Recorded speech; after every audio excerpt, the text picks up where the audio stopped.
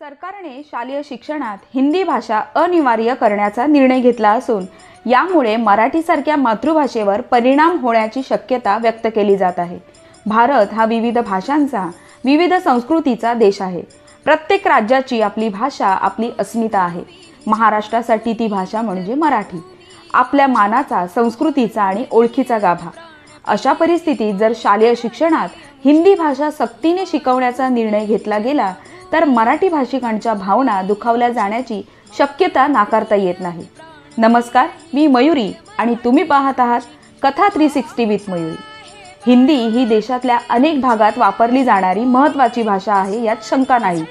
पण मातृभाषा ही माणसाच्या जडणघडणीचा अविभाज्य भाग असते।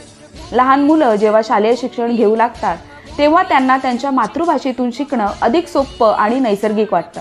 त्यामुळे शिक्षणाच्या सुरुवातीच्या टप्प्यात मातृभाषेचा वापर कमी करून दुसऱ्या भाषेची सक्ती करणं म्हणजे त्यांच्या समजण्याच्या प्रक्रियेला अडथळा आणणं ठरू शकतं।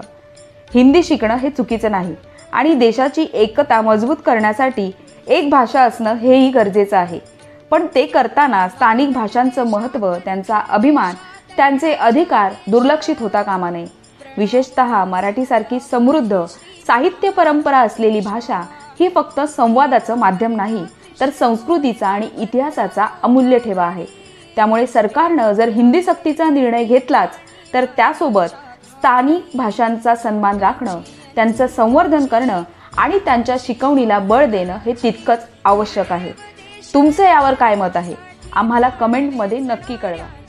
धन्यवाद।